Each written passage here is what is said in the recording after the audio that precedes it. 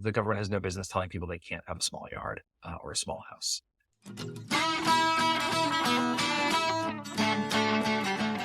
Howdy, you're watching the Think Brazos Podcast. We host conversations with locals, politicians, and policy experts to help families thrive in Brazos County, Texas. So when you're thinking about how to make your community better, just remember, think local, think Brazos.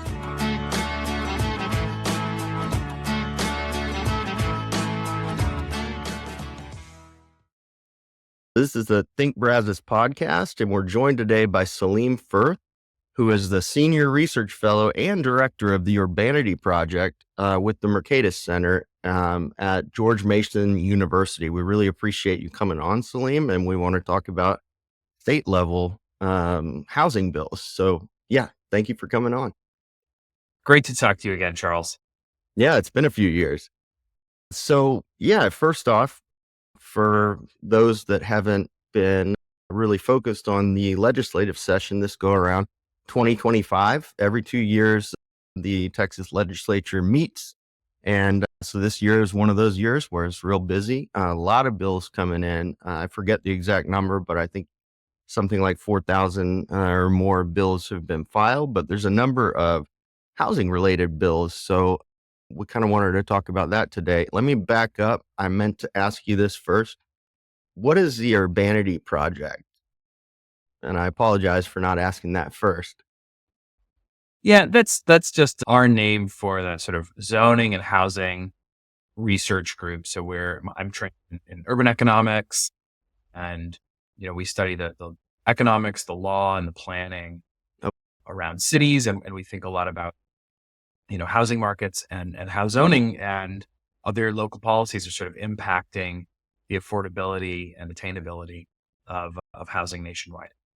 Got it. Okay. And so back to the other question I was trying to lay out there. I know you do a lot of looking at, I think, different states, Texas included, and looking at what statewide housing bills are coming up here. Can we real quickly just kind of survey what's out there this session and maybe some of them that you like and go into that a little bit? Sure. Well, I should say up front that because I work at a 501c3, I don't endorse or support legislation, but we do track it a lot. So I have a tracker with 485 bills in 44 states right now. I have not read all of them, but I've got a great team, and we're trying to at least understand what's out there, try to cull that list down to something a little more manageable. Yeah. And in Texas, we're looking at 18 bills that have been introduced, and I know there's more coming. At least I've heard of at least one more significant bill that's still going to be introduced. So this is perhaps the most active legislative session nationwide in terms of housing as a substantive issue at the state level, and we'll see kind of what legislatures do. Are they going to pass a lot of these bills, or just going to pass 480? But it would be quite a few if they passed 10% of those or 20% of those, or they could get distracted. There's a lot going on in the country. Yeah, definitely. And so you may have heard it. Yeah, definitely. And so in Texas, you mentioned 18 and maybe a few more coming. Yeah, I totally understand that you're surveying them. You're not, saying whether you like them or not. But what are a couple that could be maybe impactful for the state of Texas should they be enacted? Yeah, so I think the most among the Texas bills, the most impactful one, let me just pull this up so I get this number right, would be HB 878. So that's a really ambitious bill that would allow starter homes and accessory dwelling units everywhere it would allow accessory dwelling units everywhere throughout the state, and it would allow starter homes everywhere in the major counties. So I think the 7 largest counties in the state, within their bigger cities, you would be allowed to subdivide land down to 2,500 square feet, which is a small lot size, like sort of maybe on the large side for a townhouse lot, But if you were going to do a small detached house, that would be a little postage stamp yard and a parking space. Yeah. And, it's a little 2-bedroom house or 3-bedroom house. Mhm. And, I think for people who feel like homeownership is just out of reach, that's been the gap, right? Texas does a great job in a lot of areas. It's really an exemplary state in home building. It builds a lot of multifamily housing, the sort of 6-story, 4-story apartment buildings, builds a lot of suburban tract housing, usually a little bit on the larger side. So, what's missing there? Well, potentially the sort of starter home, the thing that you can afford before you can get that nicer suburban home that maybe your forever home. And I think, it's just, I think, a fool's errand to try to guess numbers on this, but a bill like this could really significantly increase how much housing is built as new suburban areas get developed. And so that's where, I think the way that I think about housing and zoning in Texas is really different than, say, in Massachusetts or Maryland. Texas knows how to build new suburban land, right? It knows how to do that. There are the sort of financial, local infrastructure is in place that cities and suburbs can grow without corrupting themselves. And so when you change zoning, what you're doing is not so much changing what the existing neighborhoods, because those don't need to change. They're relatively new, but you're changing what can get built. And so saying, hey, we can build starter homes suddenly changes the math on for a North Dallas suburb, or the places, at the edge of Harris County that are still growing. They could build townhouses instead of, 6,000, 10,000 square foot tract homes and bring that price point down. And then the accessory dwelling unit, there's a bunch of bills that propose accessory dwelling units. So this HB 878 is one of them, or pack accessory dwelling units with something else. I think there's 3 other bills that I've seen that have some sort of accessory dwelling unit ordinance. A lot of them the language is really similar. I don't know who drafted it. I think it's a little bit, there's some confusion maybe about which of these is going to end up, whatever coalition behind it. But they all do something like saying, hey, if you've got a single family home, you're allowed to either, build a casita in the back, convert your garage, have a separate bedroom with its own separate entrance and kitchen, etc., so that you can have a, grandma lives out back, or you rent out this accessory dwelling unit as a source of income.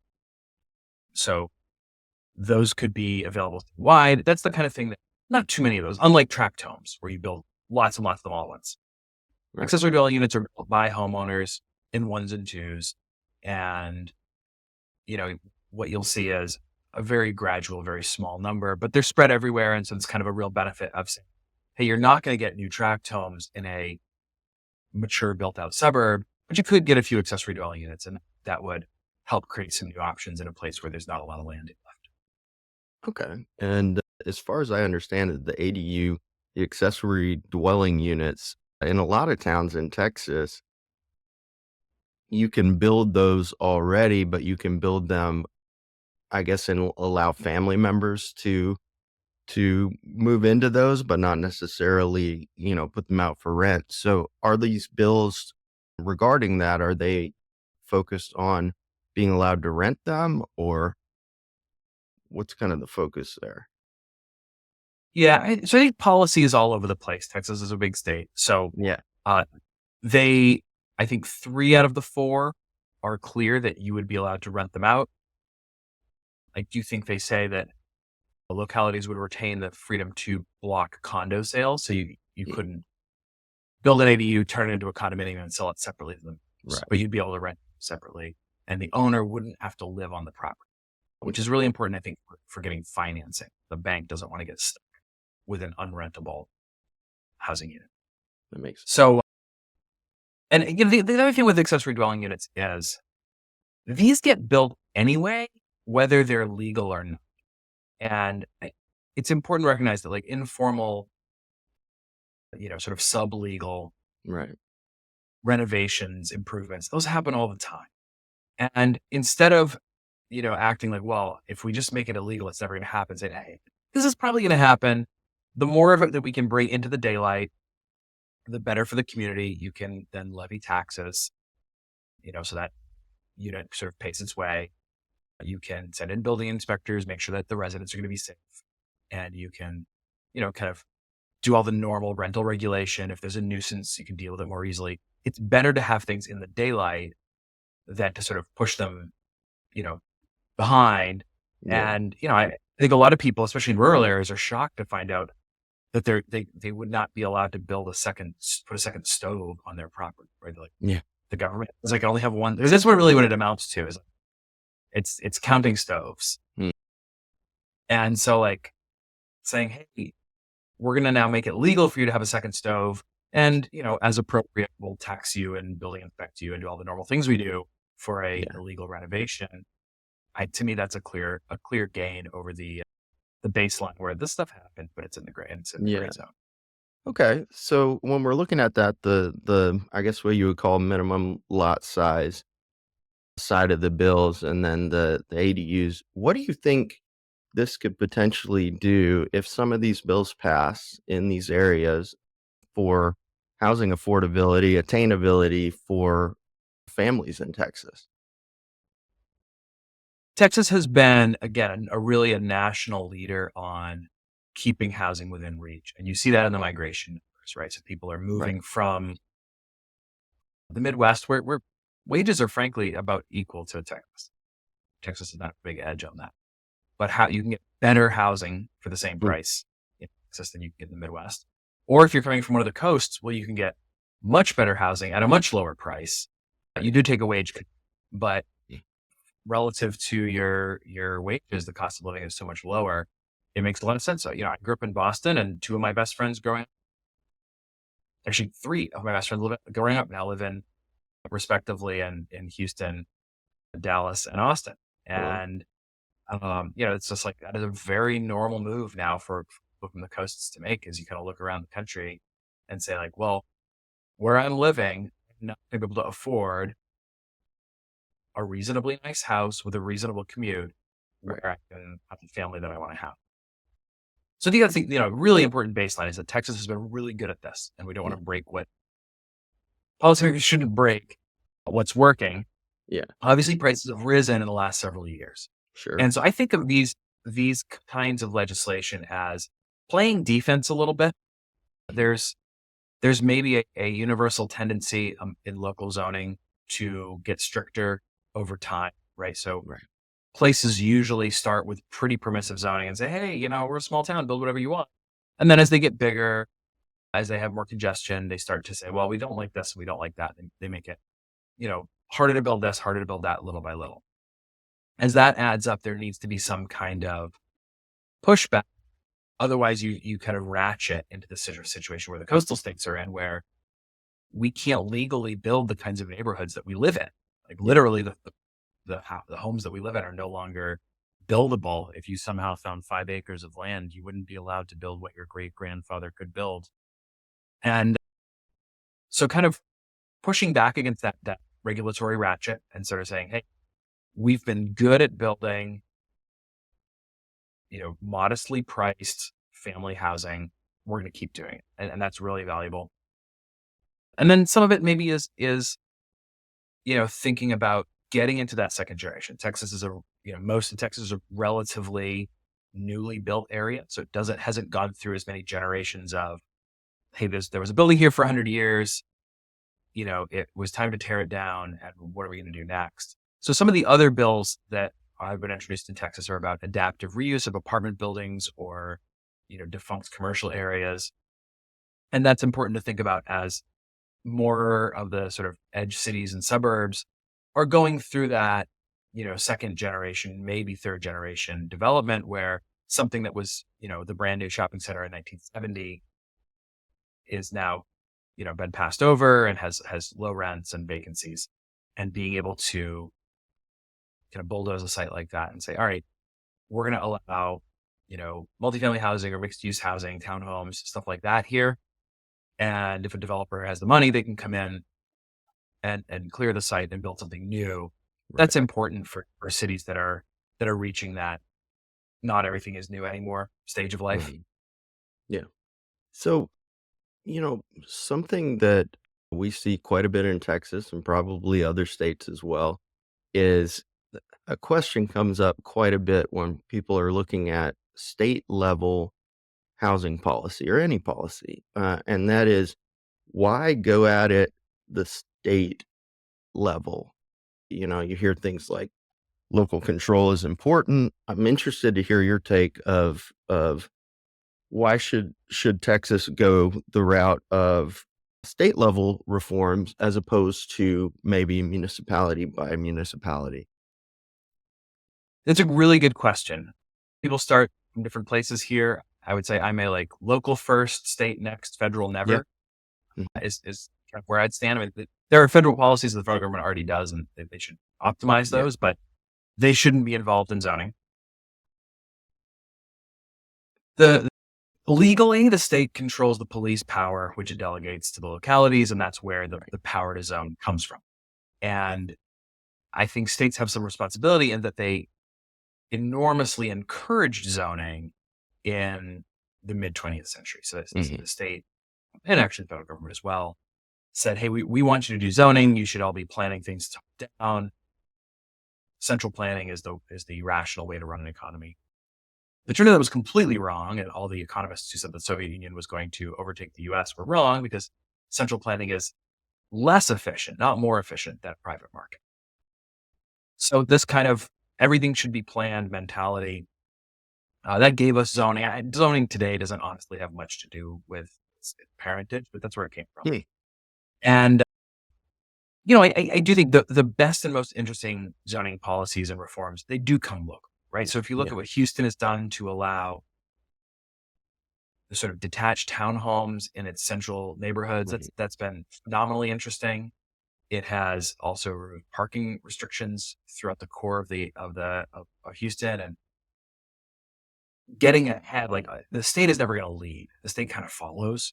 Sure, but you can look at examples like Houston and say, okay, this is working in Houston, and it's not honestly going to get transmitted to other cities very quickly. It would take generations.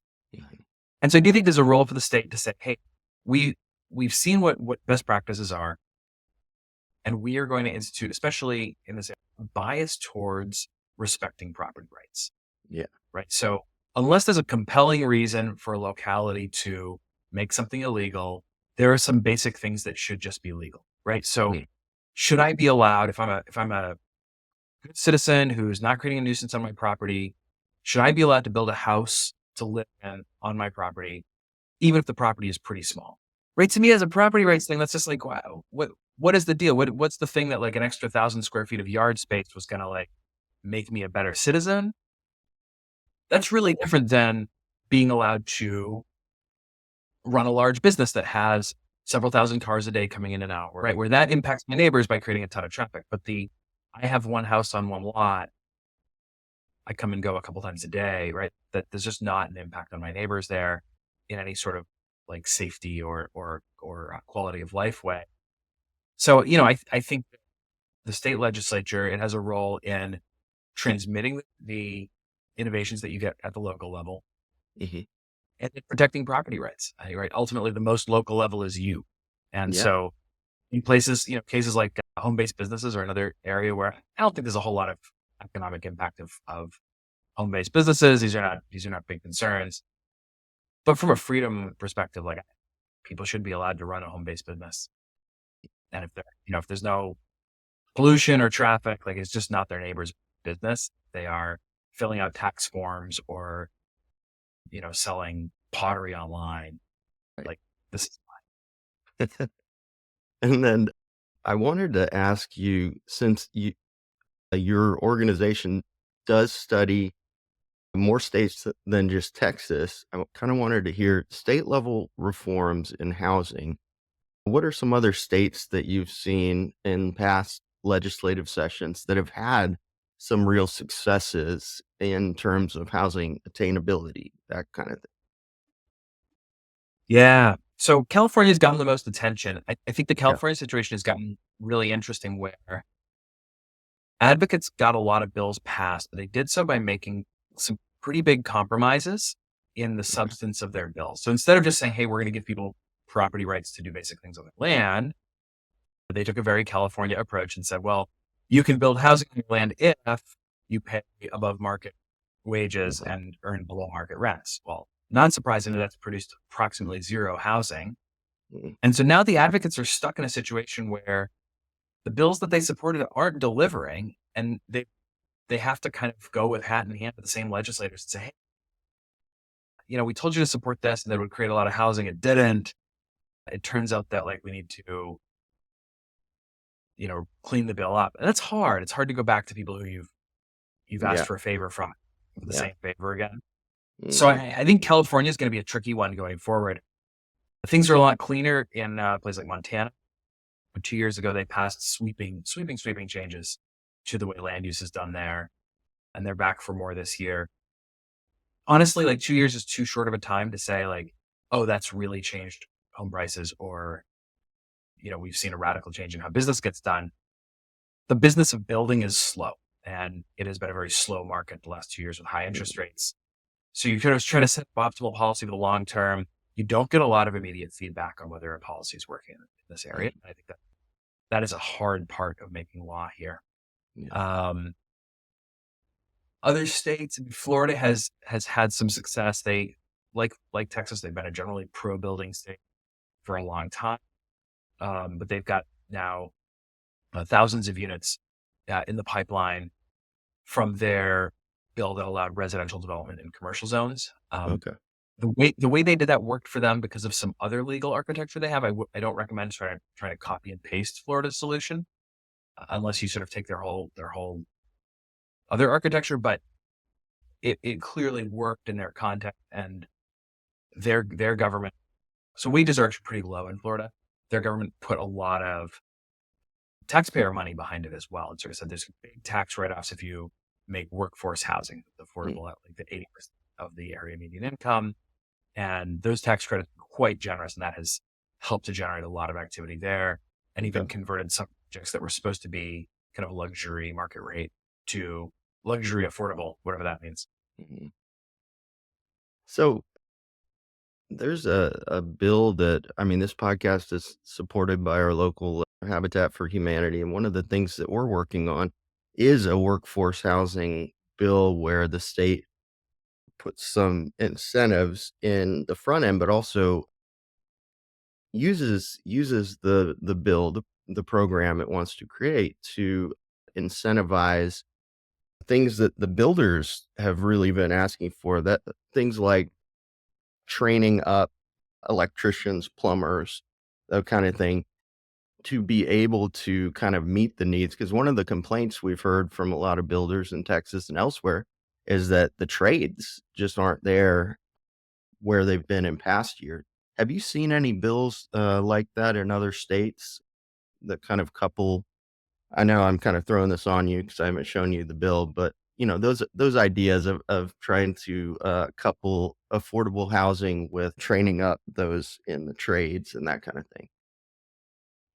I believe, I've not read the bill, so I'd want to check on this, but I believe that part of the Montana Miracle, Governor Gianforte there also promoted trades education. And trades education is something I've also heard a lot about when I've worked in the kind of the Great Lakes region, where you've got these kind of a lot of smaller cities, and they've got, one 60-year-old electrician left in the city.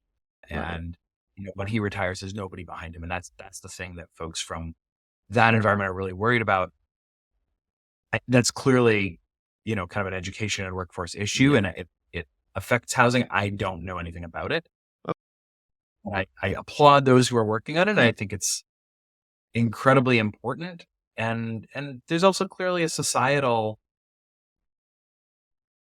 bias, right, that we have towards white collar work, even when, the blue collar work in this case would pay you just as much, give you interesting intellectual challenges of solving problems, allow you to create things. And, I think that's something that we as American citizens, they just need to do a kind of a gut check in the mirror and say like, hey, am I honoring and respecting people who make these choices? Am I treating a young person who goes to trade school? Am I treating them as like, oh well, it's too bad you couldn't get into UT, right? And so I think that's on us to some extent, but there's a huge role obviously for policy and for helping to create those pipelines and ensure that people know that there are options there.